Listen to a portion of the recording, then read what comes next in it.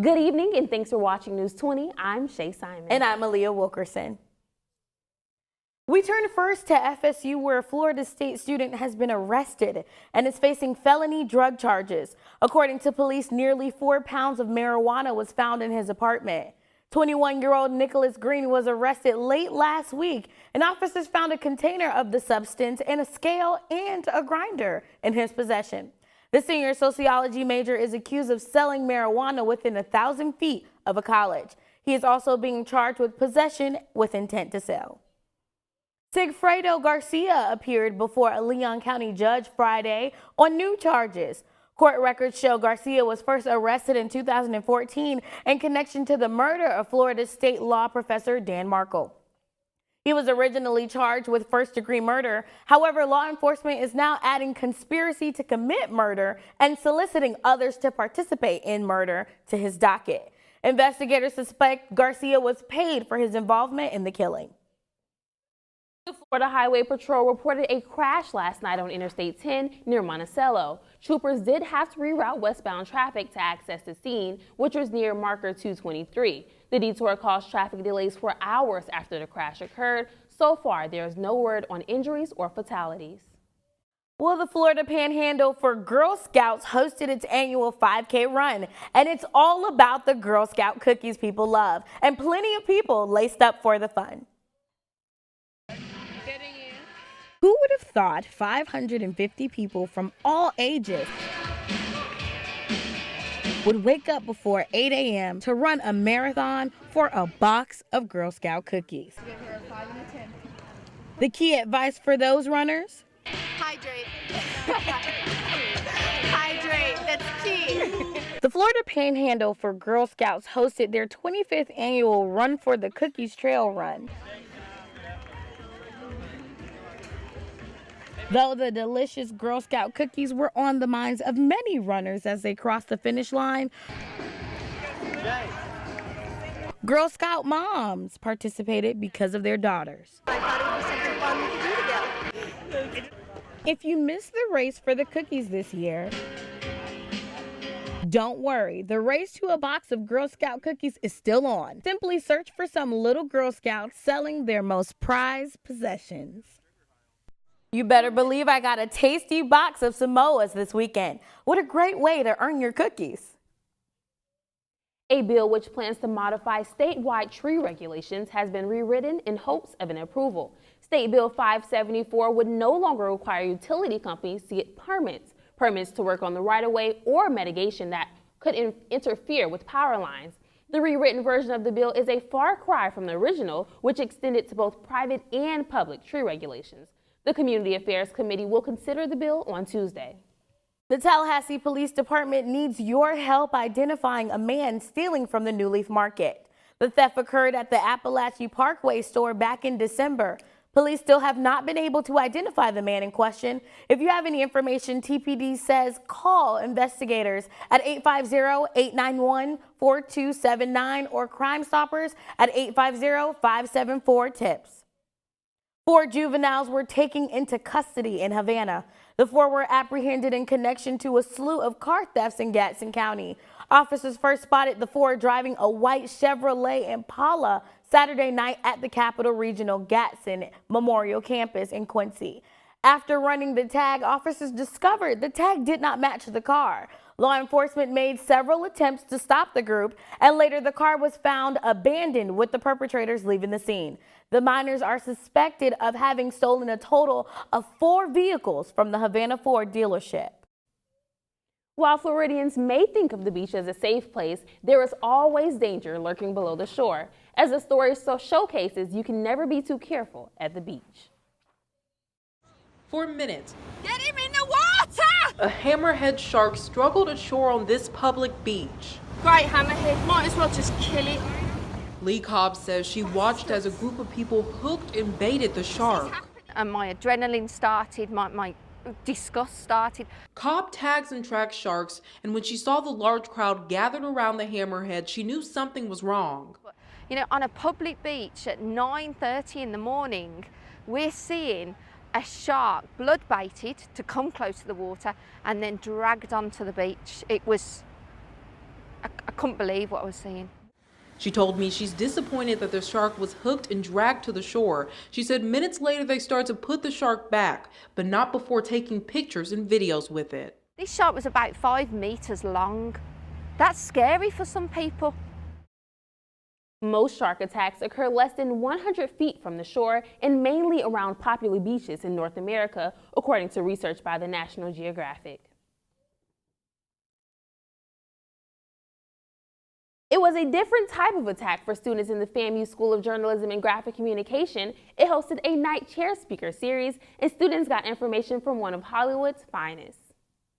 Esteemed alum, actress, and screenwriter Kelsey Scott, who is best known for her role in 12 Years a Slave and How to Get Away with Murder, led a crash course in writing for the screen.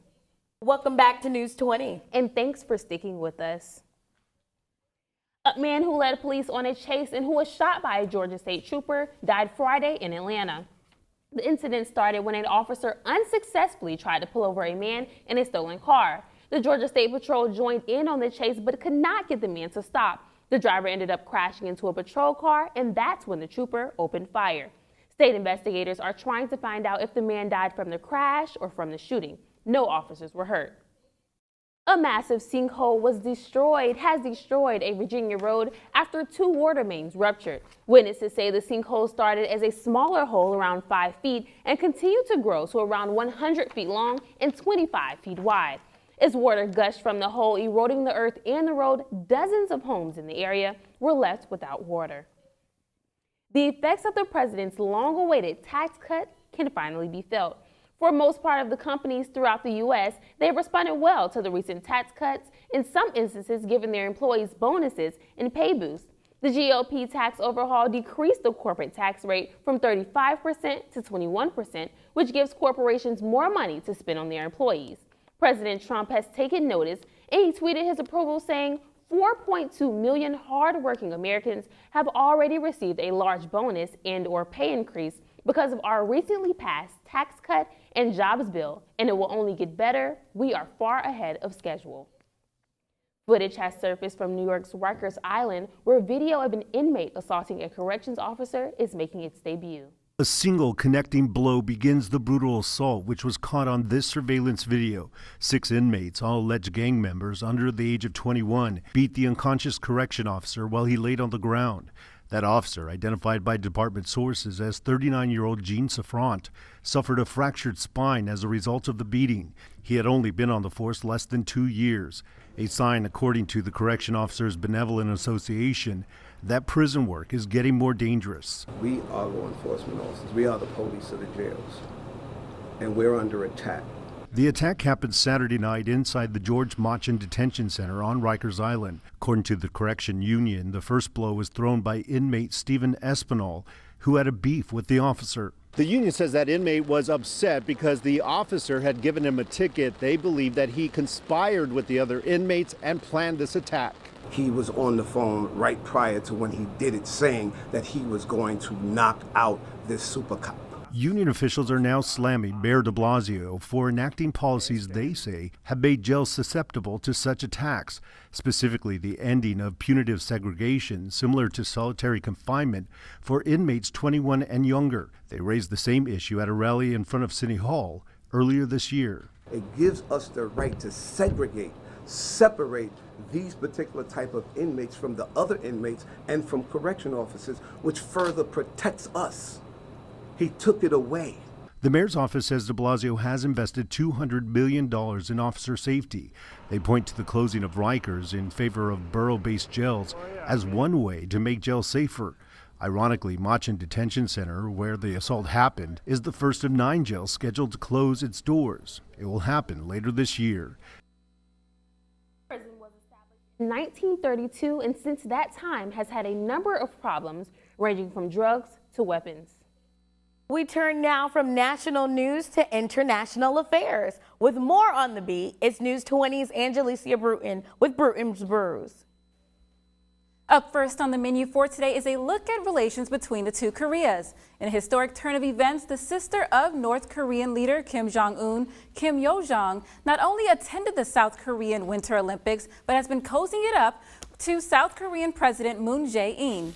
The two shook hands at the Olympic opening ceremony and were seen attending a concert together. It appears as though the two Koreas are using the Olympics as a means to change public opinion about the northern section. North Korea and South Korea are competing under a unified flag during this year's Winter Olympics. Kim Jong-un invited South Korean President Moon to Pyongyang. Investigators in Russia are scouring a field of debris where a plane crashed, killing all 71 people on board. State-run media says none of the crew on board the Saratov Airlines flight reported any problems before crashing, but investigators say they have recovered the flight data recorder. The plane was bound for the city of Orsk but went down near Moscow shortly after taking off. The church attack in Java, Indonesia leaves 5 people injured, some with a 3-foot-long sword. An attacker went on a stabbing spree during morning mass Sunday. According to CNN Indonesia, who spoke to witnesses at the scene, the 5 victims include Romo Pier, the pastor of the church. They were mid-prayer at the church when the attacker fought his way in and started to attack. Church security did try to prevent the man from entering the church, but the attack was not cued until the police fired on the perpetrator. Up next, we have Kayla with your entertainment news.